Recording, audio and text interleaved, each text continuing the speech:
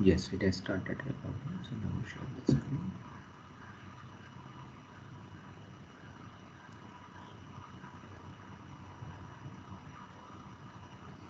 So you are able to see the screen, right? Yes, sir. Okay.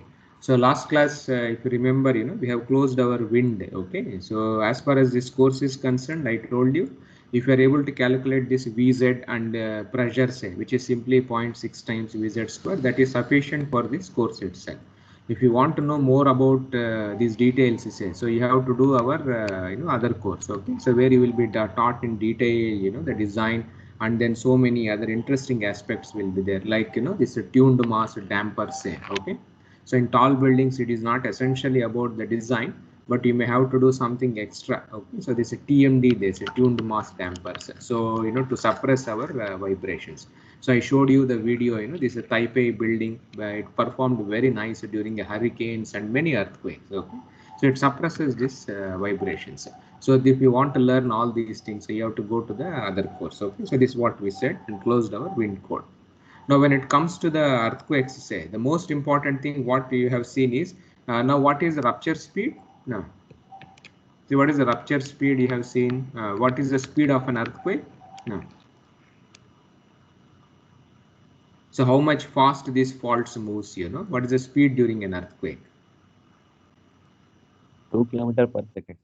2 kilometers per second. Okay, so this was our the rupture speed. So this, because so this is the one which is the main the culprit actually. Okay, because the rupture speeds are so high, so automatically our earth also doesn't know what to do. It also starts shaking itself. And the main thing what happens is when shaking occurs, say, so our main problem is all our civil engineering structures, natural frequencies, they lie from point 1 to 10 hertz, and earthquakes also will have more or less same thing. So resonance happens, and finally the things gets magnified, and that is why you see civil engineering, we have to study this earthquakes also. So this also I showed you in the last class. So finally say, so this is a seismic zone map of India. So 4 zones are there, and these are the design value, and the highest value is 0.36, the lowest is 0.1 G. So this you should be able to remember, and you should be able to identify, say, which zone you are located. Okay. And also I showed you this is a new seismic zone map also, which has come from the probability. Okay, which will come in our IS code maybe this year end, or maybe the starting of the next year. So this code is based on the probabilities. Okay, like our return period concept and others. So for the earthquakes, say, so the return period, what we take is, you see, 2500 years. Okay. Or if you want to write in terms of probability, so this becomes 2% probability of accidents in, you see, 50 years. So wind is also 50 years. Earthquake is also 50 years. But for wind, the that what you can say, that risk is 63.5%. But whereas for earthquakes, you say 2% is the acceptable risk, which has been decided by the insurance and all other companies itself. Okay. So now anyway, so now to do this one, what one does is, this is the equation of a single degree of freedom system subjected to this type of support excitation, say. So now if you give this the base acceleration, the earthquake accelerations, so you can find out the responses we discussed. And finally, if you give this to a 3-second system, 2.5 second, 2 seconds, and just to pick up the maximum values, you will get this concept of response spectrum also. So this is the maximum you followed at response of a single degree of freedom system. So you will learn this in dynamics also, but right now, just if you know the definition of response spectra, that is more or less sufficient. Okay. So now the displacement response spectra, velocity, acceleration we do. Finally, in our IS codes, the one which is used is the spectral acceleration and the acceleration response spectra. So they give, of course, the equations also are there, and you have a chart also will be given, and depending on the damping, say, you can make your correction factors also. So this will be provided in our IS 1893. And then to do the design, you see, so this is the fundamental formula. So this is a horizontal spectrum value. So Z value which comes from the zone, I is the importance factor, R is the response reduction, and SA by G. So SA by G comes from the previous graph or these type of expressions. So all the details we are provided in the IS code. So now to find out the values, say, like yesterday I told you that these are the zone values. So depending on the zone you select Z, and then importance factors, say, So all residential buildings is 1, but if you are building some important structures, the importance factor is 1.5. So you have only 2 choices, and it is very easy. If you feel the building is important, a hospital or whatever, so our tall buildings, more than 25 stories, so to be at safe side, so you can take the value to be 1.5 itself. And then finally, we do this response reduction, the factors also. So this is given on this type of the building. So if it is a steel building, say generally, everything is steel 5, RCC means 3. So like that, the code provides you. And then to find out SA by G, you should know the time period of the building. So one thumb rule was 0.1 times, the N itself. Okay, that was a thumb formula. But now we have better formulas in the code. So for steel frame, say, so this equation, you can use. And once you know the height of the building, substitute, you will get your TA. So once a TA is known, say, substitute here, and then you will get your SA by G. So now once you know Z, I, R, and SA by G, so you can find out AH, and this is expression for base shear. So VB is equal to, this AH multiplied by weight. So weight is the weight of the building, which includes dead loads, live loads, all of them you add, say. So you will get the weight of the building. So you will get the base shear. And the code, what it says is whatever base shear you apply, say, okay, so you distribute it in a parabolic, the fashion. So if I have a building, like this, say, okay, several floors are there. So this is the base of the building. Okay, so this is our base. So these are all the floors are there. So once you find out this one, so you have to this force which is acting on all this horizontal force, you find out from this expression. So this is also you can see it is also distributed in a parabolic kind of a format actually. Okay, so these are the lateral force, how to compute as per our the IS code. So I am just showing you a typical example. This example is available in Duggal's textbook. Everybody, I already told you, you see, that we will follow that Duggal's book because it's online. It is very easy for all of you to understand also. Okay. So this is a 3-story, the school building. So now this building is located at Calcutta, which is in zone 3, okay, from the map. So type of soil they have given as, you see, medium stiff, the geotechnical person. And it is a special movement resisting, the frame. So this also they have told you. The intensity of dead load, you see, they have given you, that is a 10 kilonewton per meter square. And then the imposed loads is 3 kilonewton per meter square. So now these are the columns, and then you follow, right? So they have given all the details. So now Calcutta, if you see the figure, it is in zone 3. So for zone 3, say, what is the zone value? No. So for zone 3, what is the Z value? See, like you see, you can see this one, or you can see the graph also. So for zone 3, so it is a moderate zone. So the Z value lies to be something, you see, 0.16 G. So this is the value which you have to use for Calcutta. Now, what type of building that is? That example. What type of building it is? So it is basically what type of building it is? It is a school building. So school building means what will be the importance factor? 1.5. 1.5 already we have given, but from the chart also you can find. And then what type of frame it is? Movement resisting frame. So movement resisting frames. So special RC movement resisting frame means, it is a 5. Suppose if it is a steel frame also, say, then also it is 5 itself. So, the response reduction factor also is basically 5. Now you have to find out the weight of the building, because then only you can find out the base shear, and then you can find out the force which will be acting on all the, the floors itself. So the area, say, the total area is 8 meter by 8 meters. So you have 64 meters square is the total area, this one. So now we have to calculate the weight of the building. So now in this is a typical example, say. So the live load, whatever he has given. So he says the percentage of live load can be 25%. So this has been given by the the designer actually. Okay, sometimes you can take the live load calculations as per the reductions also you can do. So here it has been done that 25% can be reduced actually for the live loads to calculate our seismic load itself. So the total weight, this one. So now we have a roof. So then we have, so this is the roof of the building, and then we have this floor. So now you have to find out the forces, say, on all this thing itself. So now on the roof, so the load will be, you see, so the dead load, so the area is 64 meters square, dead load is 10 kilonewton, imposed load is 3 kilonewton per meter square. So now so the load from the roof is, you see, 64 is the area into 10, so that turns out to be 640 kilonewtons. Now if you for one floor, say, So you have a dead load plus live load also. So in this problem, we are taking, you see, 0.25% only of the live load part to calculate the seismic risk itself. So this turns out to be, you see, 688, you know, the kilonewton. So now this building say, so now that so for the this is a roof. Okay, so for the roof, the load is, you see, 640. Then you know, this second floor, so 688, which where you are adding the live load also. First floor also it is 688, and this is the height of the building. So height of the this one 10.5 meters, 7, and then 3.5 you have. Then you know, so you have to find out SA by G value also. Now to find out SA by G value, so two things are required. One is the time period of the building. Other one is, anyway, you see that SA by G, but there you have to specify type 1, type 2, or type 3. So three types have been given. So now, you know, so he has used this formula. So TA is equal to, you know, 0.09 H by root of D. So where, you know, all the dimensions, the height of the building, the width of the building, you know, so substitute here, you will get, you know, this expression 0.334 seconds. So, you know, this time period of the building. So now you have to find out further, this is a medium stiff soil. So for medium stiff soil, say, so you go back to this figure itself.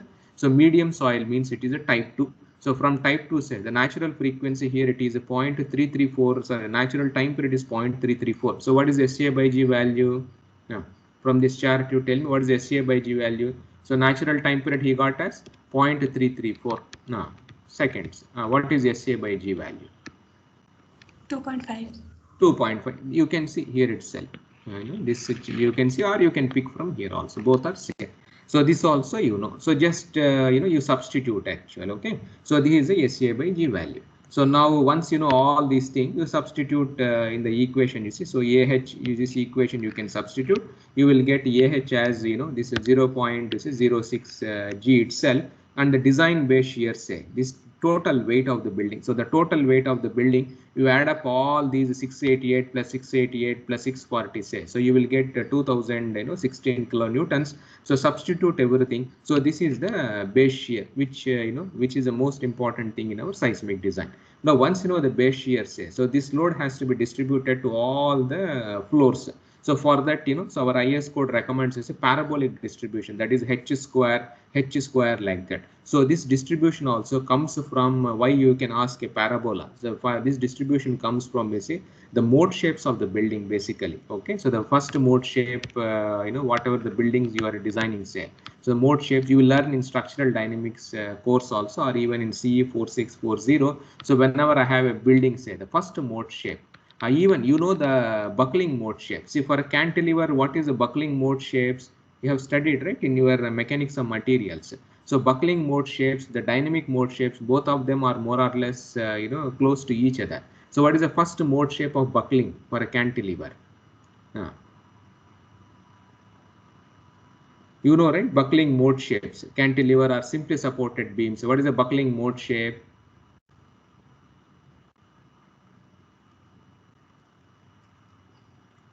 So you know, for a simply supported beam, what is the buckling mode shape?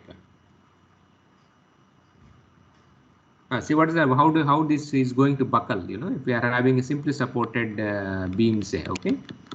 So if I have a, you know, this simply supported column, when it is subjected to this one, you know, right, the buckling mode shapes will be something like this. You know, you will get it. So for cantilever, say, the buckling mode shape, you know, will be like this. So in dynamics also, when you do this analysis, you will get mode shapes actually. Okay, the first mode shape will be something like this. So based on this one, say, so this is a parabolic H square, you know, this comes into picture.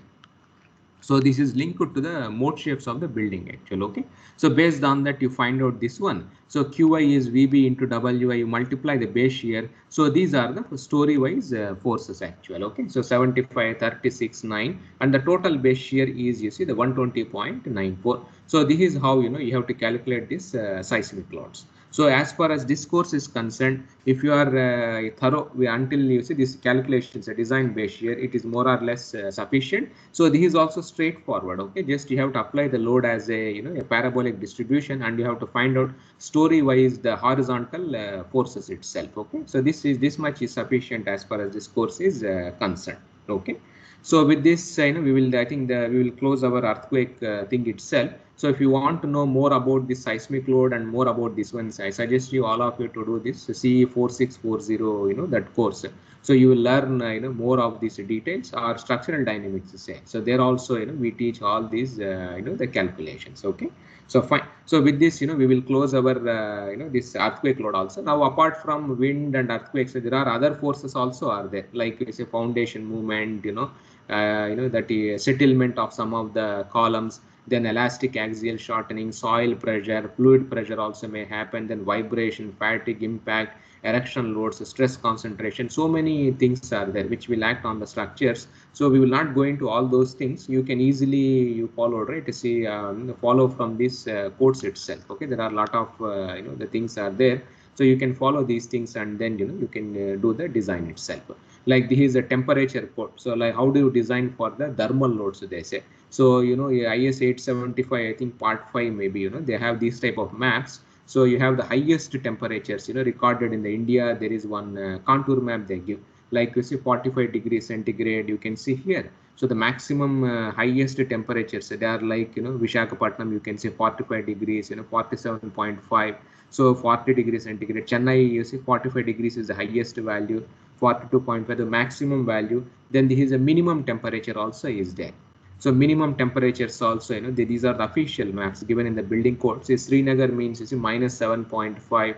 Then Gauhati means less than 5. Chennai you follow, right, something around 15 degrees centigrade. So they give. So now what do you see whenever there is a temperature? So how do you design for temperature? This one in the codes in the buildings.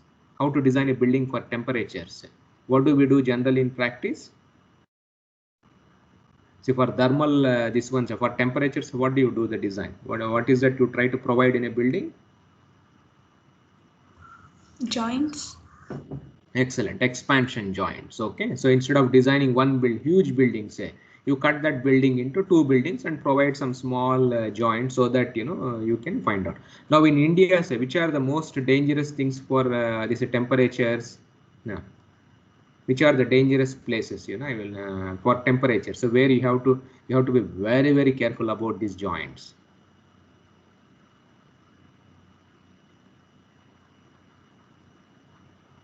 So where these expansion joints, of course, we provide everywhere, but where these things are very, very prominent. Which place part of India? Now, which places are very serious like this? At that time, you have to be very, very careful. Rajasthan. Where? Rajasthan. Rajasthan. Excellent. Why? You tell me the reason also. So the temperatures are extreme. Extreme means what is you mean by extreme? So the maximum temperature is very high, around 40 degrees, 45 degrees. Okay, that is the reason you want to say. So if you see Rajasthan, you have 50 degrees is there, 47.5. But Chennai also you have 45 degrees. You see here also 47.5 also are there. So that is the only reason, or there is any other reason? Of course, what you told is partially correct only the answer, but some other thing also is very important. So yeah, you are looking at the maximum map. If you see the minimum map, say which is the most danger, which place has this one? So we should look at the maximum minus minimum, highest value for maximum minus minimum. That which -7. Tell me. So that place will have large variance in temperature. Okay. So we should design when we design for a building, we'll have to consider large temperature range. Large temperatures only, not the minimum values. Not minimum value, large change in temperature. Oh, large change in temperature. Excellent. Yes. So now you comment, you see. So where is that large changes? So you can see this, this desert or this portion. So what happens? The day temperatures will be very high, but the night temperatures also will be. See in a desert, what happens? Very low. Very low. So what happens? There is a huge temperature, the change is there. So when there is a huge temperature changes in a single day, then only you have to be very, very careful, okay, in designing these joints. But you don't do any design. So instead of one building, 2 building expansion joints you provide, you do this one, okay. So this is how you see we do these things. So anyway, so with this you see we will close our loads portion. If you, as far as this course is concerned, we are closing. Okay. But if you want to study more, as already I told you, right, we have other courses are there. So this is our checklist. Okay. Now let us see what is written period. So if you have understood well, you should be able to answer all these questions. So now tell me, what do you mean by written period? So we are closing one unit, okay, with this code. Recurrence of interval, reoccurrence of interval. No, that is the exact definition for written period. So you are telling a definition which is a recursive definition. You are saying written period is a recurrence interval. So what is recurrence interval then? Now, what is the written period definition?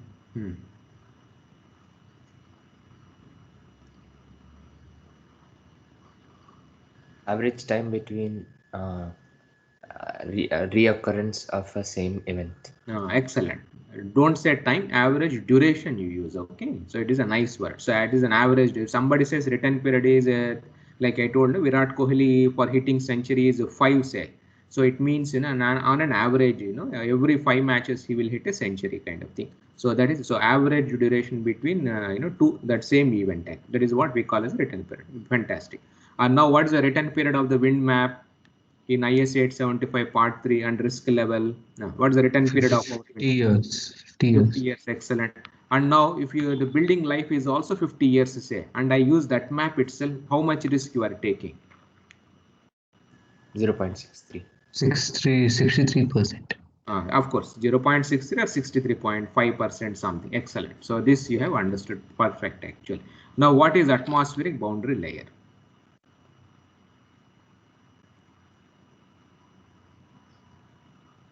Now, what defines the height up to which the wind velocity varies.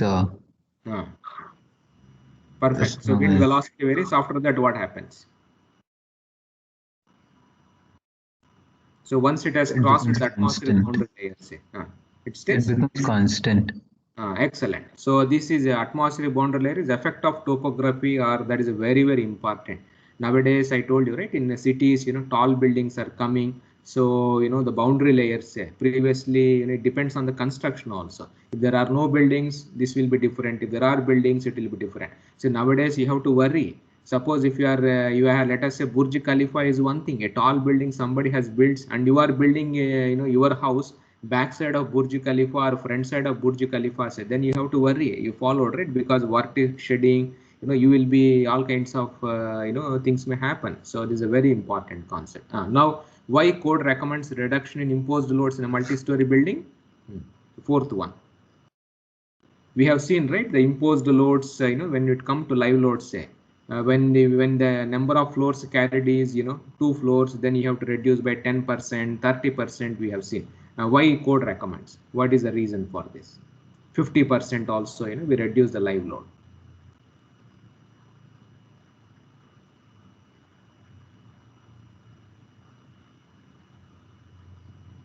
Now, what is the reason why code recommends live load to be decreased when the number of floors carried is, you know, more than 2, 3, 10%, 20%, 30%, and the maximum is 50%. So why?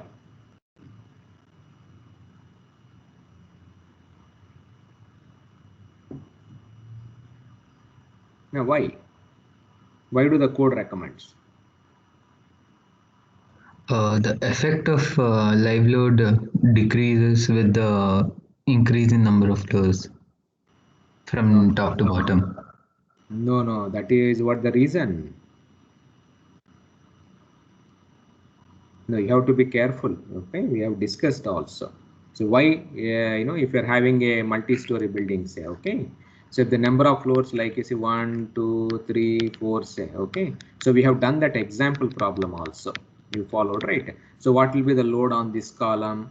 So our load on this column means floor plus this comes, but our code says roof load will be there, so you can decrease the live load by, I think, number of floor, this one's a 10%, 20%, you see 30%. You remember this figure, or this one which we discussed also before wind load.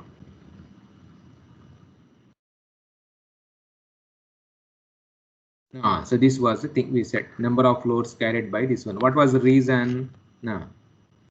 See here, what is the reason? What does it tells you? Why you have to decrease?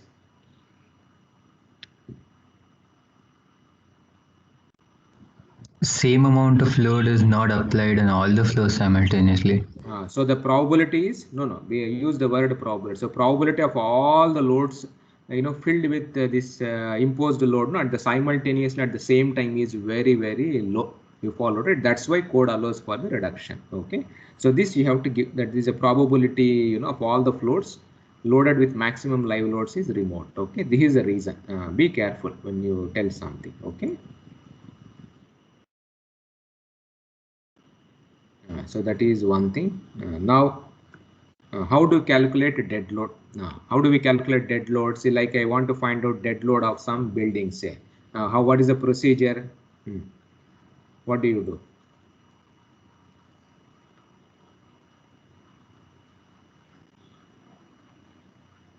I want to find out dead load, what do we do? Like roof dead load I want to find out. So what is the procedure we are following?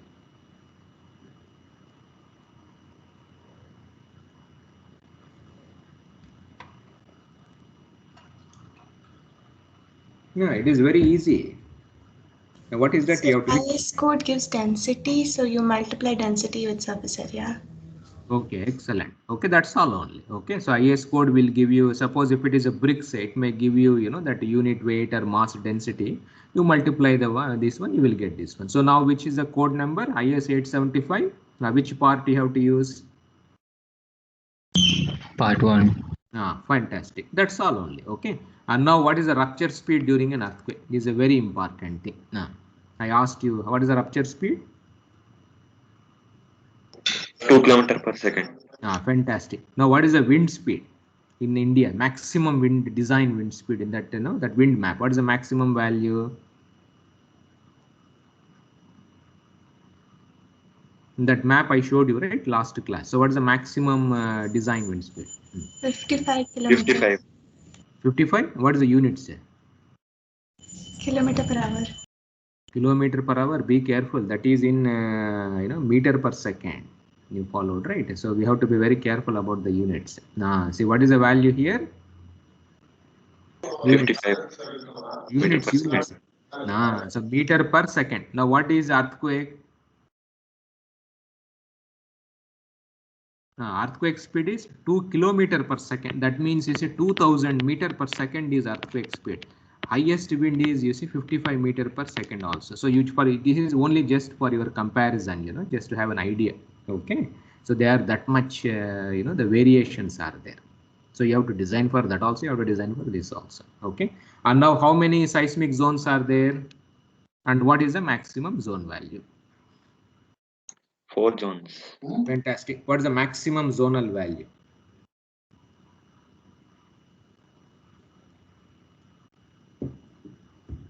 This is also very important. Okay, what is the maximum zone value? 0.1, 0.16, 0.24. What is the highest one?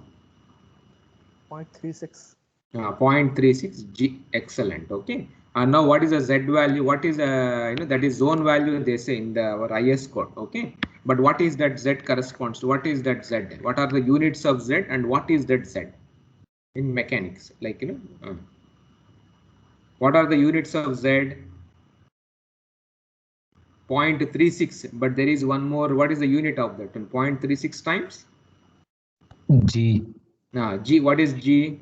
Meter square per second.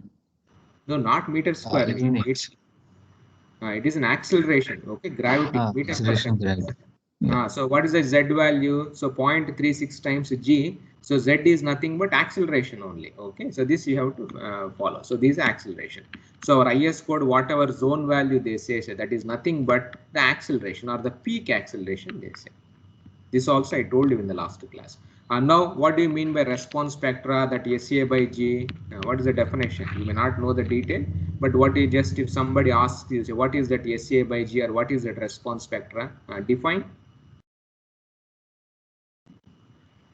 Maximum response of a single degree of freedom input for a given spectrum. Fantastic. Okay, not for a spectrum, for a time history. Okay, fantastic. Now, what is the natural frequency of 5-story building? Thumb rule you use. No need to remember any that thumb rule I told you right last class. What is the thumb rule? What is the natural frequency? If n stories are there, 1 by 0.1 n. n. Now, what is the natural frequency for a 5-story building? 2. 2. What is units also? You tell me. 2 second or 2 hertz or what is that? Hertz. 2 hertz. Fantastic. Now, how many wind zones are there in our India and what is the maximum zone value? Already you have seen just for you. How many wind zones are? Earthquake is 4, but wind is? No, wind is 5. 5 or 6. And what is the maximum value? Design value for wind. What is the maximum thing? 55. 55. Excellent. Now, how many numbers are there? 6. Yes. 6. Somebody says 5. Somebody says 6 actual. Okay. So let me see that map. So finally, I think this figure is 1, 2, 3, 4, 5, 6. So 6 zones are the highest is 55. Okay. So this you should at least remember these things. Then in a given wind zone, which terrain category will give the maximum design value? This is also very, very interesting. So we have seen, right, terrains, terrain 1, terrain 2, terrain 3, terrain 4. 4 types of things are there. Which terrain? Like we have seen, right, open area, then little obstruction, then more obstruction, then cities actually. So which terrain category will have the maximum design value? Essentially that K2, K2 factor. Okay. So if K2 is more means the design value will be very high. So now which terrain will have category 1 or 2 or 3 or 4? 1. Why? Larger K value. Larger K2 is there, but why? What is it? Why do we have larger K values? We don't have much obstruction of wind. Okay, fantastic. I say. So we can just clarify also. We will also see that chart. So this is a terrain category 1. So you can see where the terrain category values are very high. So if you see like 10 meters, 1.05, 1.03, 0.99, this is the building. But then terrain category 4, the values are decreasing actually because obstructions are less. Excellent. So okay. So which are more dangerous areas in our for wind? Open area or cities? Open area. Open area. But of course, it's a little bit tricky. Open area, but if you are on the top of the mountain or below the mountain? Top of the mountain. Top of the mountain. Is the most dangerous. Like if you go to all hill stations, right? Kodaikanal, many hill stations you are you enjoy, but wind side you followed it. It is a very dangerous area because 1.2 times it gets. Now the last one. If you remember, that is perfectly fine. What device you should use to suppress vibrations in a tall building? Like ordinary building is fine, but if I'm constructing 100-story, the world records, Burj Khalifa or Taipei buildings, what device you should use? I told you the name. If you remember, that is sufficient. Tuned mass damper.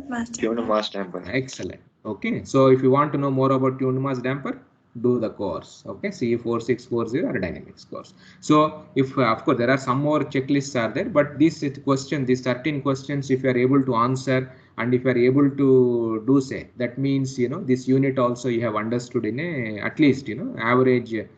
So these questions are I followed it linked to B type, our B type grade, B grade actually in the course. Okay, A, S, A, B, C are there, no? So that means you have passed the average, the level itself. So this is for your evaluation, okay? How good you have understood or you followed, right? So if you know the definitions, that is perfectly fine. So with this, we have closed one unit, okay? That is on the loads and other things we have closed. So right now we have closed the 2. One is introduction, we have closed that steel properties and all other things. Then we have closed these loads also. So now let us go to the third one. That is what we call as the design philosophy, which is very, very important in our code. Okay. So now design philosophy means like now material. So steel. So in the first unit, we have covered all its material properties, all the interesting properties of steel. Then we have also covered the loads also. So now you have to link these two. So now how the design philosophy, what philosophy you are going to follow. So as already I told you, design essentially means you also know dimensions. Okay. section modulus, you remember, right? Or moment of inertia. So this is what you essentially obtain in the design. So now how to obtain these dimensions, it depends on the design philosophy. You know the material, you know the load. Now you have to find out the dimensions. So there are several design philosophies which has been used, in the building codes. The oldest is this working stress method. Okay, this is a classical method which was widely used, and many of the old buildings in India or abroad, so they are all designed with working stress method only. Okay, and these buildings are still standing. So which means we don't it's a fine only. Then other one, one more thing which was used in our IS codes was ultimate strength design, or sometimes they also call this as a plastic design. So this was in the old code, that I think 1984, that IS 800, if you see, right, 1984, this code is also available online. Okay, so you will see this design was used, ultimate strength design or plastic design. Before 1984, say, working stress was used. Now the recent code, that is 2007, so our IS code also started this limit state design concept. Okay, now limit state design, this word comes from there are two codes which all of people refer. So one is American. So we all of us follow, right? Everybody, America, we assume that America, Europe, they are ahead of us. So all of our codes, we look at these two codes actually. So the American code, they also use limit state design, but they don't call the word as limit state design. They call this as load and resistant factor design. LRFD they call actually. Okay, LRFD design they say, but same as limit state only. The name only is a difference. All the Euro codes say they call as limit state design actually. And our IS code say, because maybe British ruled our country, or maybe you followed it, so many other things are there. So our code, most of the things we follow Euro code essentially. So so Euro code, the word is limit state design. So we have also borrowed this name, you followed it from this one. So but limit state design, American codes, they don't call as limit state, they call as load and resistant factor design actually. Okay, so these are the two names, both are same only.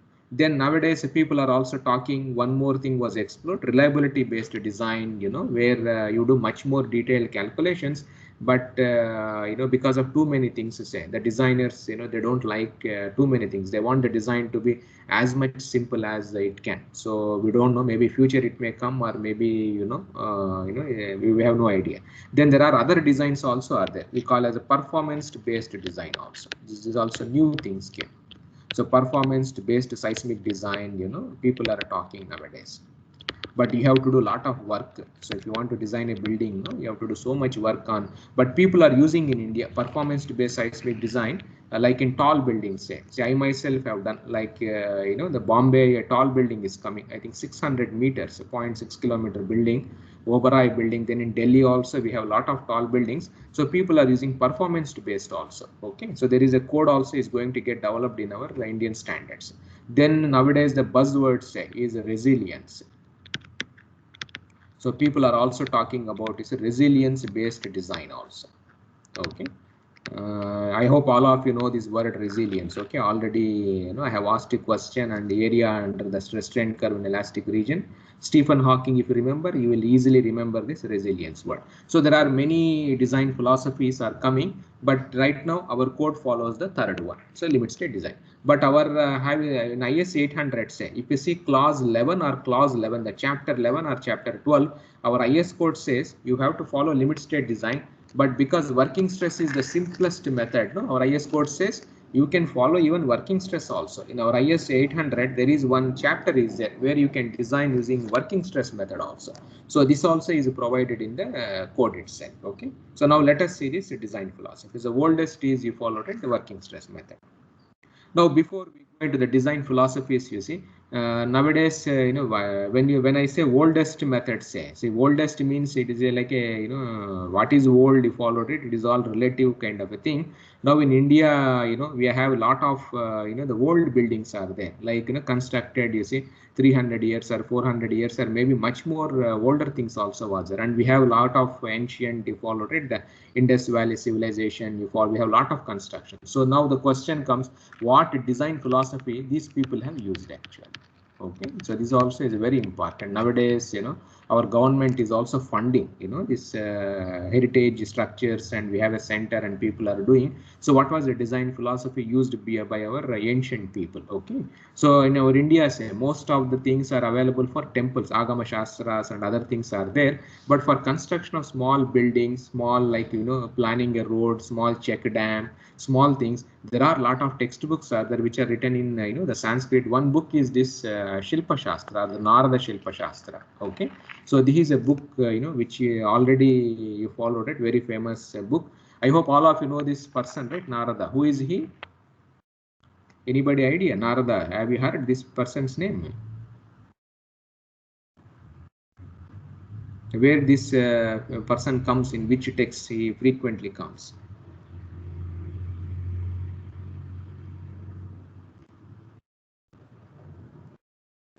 See, all of you watch, right? All Purana, Irana, you followed it. Who is this fellow Narada? Sir, he was there in the beginning of Ramayana. Ramayana, no, but what does essentially Narada means? Everybody says Narada means. What is his job? If everybody says Narada means, he will do quarrels only, followed, right? He will, like a newspaper kind of a thing.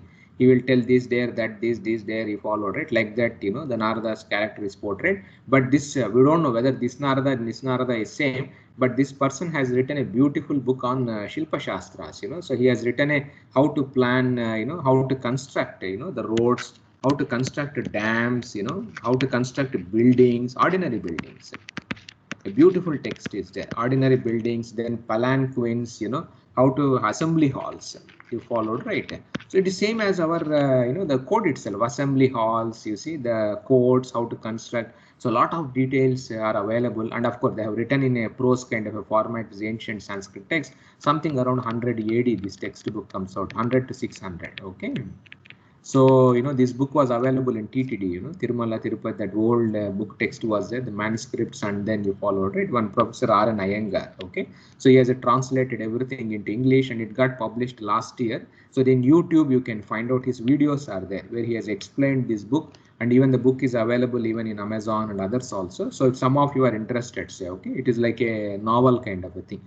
You can study, you know, all these things, what design philosophy they used, and it will be very interesting. Okay, so I will not go into these details. So you can just see this thing, what design philosophy our ancients was using. So this is also, as I told you, right, emerging research area.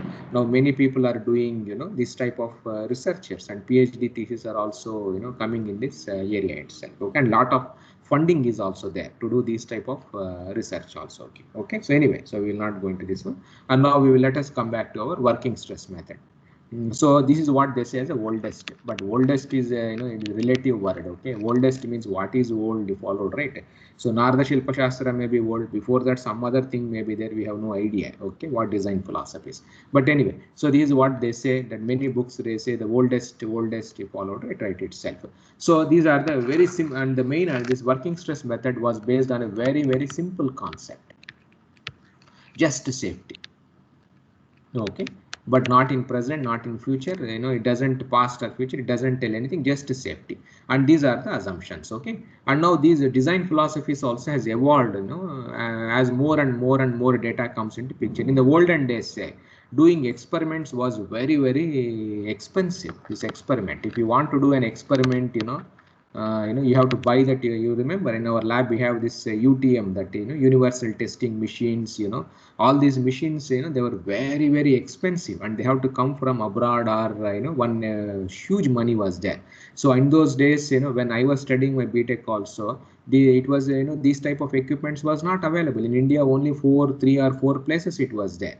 But now, you know, the experiments have become so cheap nowadays. So in olden days, experiments was very expensive, and you know, it was very tough to do experiments itself. So what people used to do is, you know, and if you want to test any specimens until failure, you know, so once the specimen has failed, say, you may have to throw it, or you may have to do something else. So it was very expensive kind of a thing. So people, you know, never go into plastic range. So their safety means, you know, just a linear, you know, elastic thing itself. So if you want to test it in the lab, say you take a specimen, you load it until elastic range only, and then you go back, you see, the original position, so that the same specimen can be used by other things also. So, but if you go into plastic, you know, that is specimen may not be useful, or maybe you follow it, other problems used to happen. So, so we don't know how, you know, things goes to, so that was not understood in a proper fashion.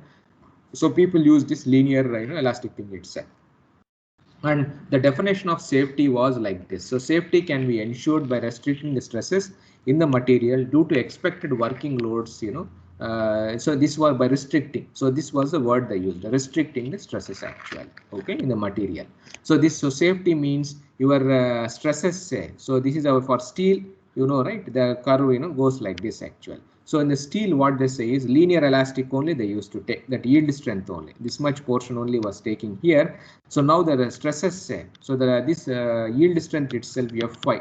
So this itself was restricted to some limit, so that, you know, you will have a factor of safety. So this what they say, the permissible stress, the definition is, you know, fraction of yield stress. So this was, you know, done in our you see this code, that is the working stress method. So this is what so the permissible stresses or the allowable stresses are defined as yield stress divided by factor of safety. So the working stress say, where so you have a beam, you apply the load, and then you find out the stresses, and you select the dimensions such that the working stresses will be less than this permissible stress itself. So this is a definition of failure. Okay. So these are the factor of safeties which was used in you know, tension members means, you see, 1.67, long columns is 1.92. That means, you know, your working stress. Okay. So our working stress. So this is basically your whatever yield stress, Fy. This is the yield stress of the material. So factor of safety for tension members, it is 1.67. So this turns out to be something, I think 0.66 or something you followed, right? Fy. So this is the working stress. So the beam, when you apply the loads, say, the beam will be located in this elastic range. So this is a yield strength, say, okay. And then it goes and then it comes like this. So my beam say will be always when the loads are happening here. So although this is my yield strength, but I am restricting my stresses to 0.66 times Fy, this factor of safety was there. If it is a long column, say, so the factor of safety was much more, so 1.92. So you can see it was you know, the factor of safety is higher, and you know, it turns out to be 0.5 or something like that. So for connections, say, it is a 2.5 to 3. So bolt connection, or if you have any welding, say, the factor of safety was a 3. So that means, you see, 0.33 times F of Y. So the connections were designed, you know, at very, you followed, right, very low this itself. So under the working loads. And then for the load combinations, the working stress method gives, if I have dead load and if I have live load, say, you add these two and you find out the stresses, and they should be less than permissible stress. What is the permissible stress? For tension member, it is Fy by 1.67. For long column, it is Fy by 1.92. For connections, it is Fy by 2.5 to 3 itself. Now, so this is what they, so stresses, the dead load plus live load was there. Then you have to calculate dead load plus wind load actually. Okay, WL is the wind load. So this also you add the stresses, and this should be less than the permissible stress. And another combination what they used to do was dead load plus live load plus wind load. Add these three. This should be less than 1.33 times the permissible stresses. So these are the load combinations used in the working stress method, which is a very old you followed, right, the method. And if it is earthquakes, instead of wind load, you have to do earthquake load. Okay, so wind and earthquake, they will not occur at the same point of a time. That is how the code says. Okay, so WL by EL we write generally, because the probability of high wind and high earthquake, you know, occurring at the same point is very low. So they do this separate calculations. So this was the one which was followed in the working stress method. So in the working stress, what do you mean by safety? What do you mean by safety? Now, what is the definition of safety in working stress? No. It stays in the elastic.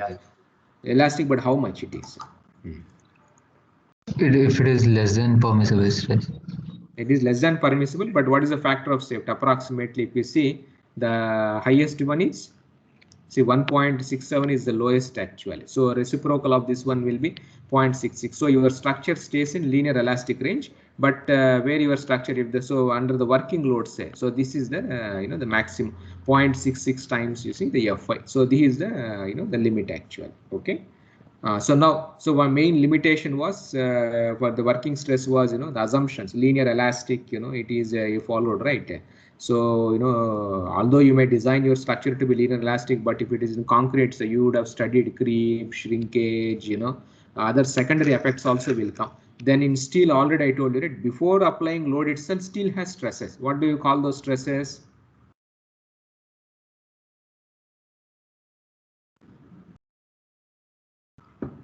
See, in steel structures, already they will be under stress. I told you in the first unit actually. What do we call due to the manufacturing, cooling not properly? I told you, right? What do you call those stresses? Residual stresses. Residual stresses. So then, already it is under stresses. So whatever you are assuming, you followed, right? So this assumption, redistribution. So this, the working stress method doesn't take care into all these things. Then factor of safety also is a issue, okay, because all the loads, it says different degrees of uncertainty also will be there. So there you can have unconservative also, and sometimes this may result in uneconomical designs also. So this also was one thing. And serviceability, say this was not spoken in the working stress, but since the dimensions are huge, say, so obviously the deflections and other things will be very less itself. So anyway, so these assumptions are the limitations, you see, of our working stress method. Okay, so I will stop here. So we will continue in our next class. Okay, let me go back. So stop recording.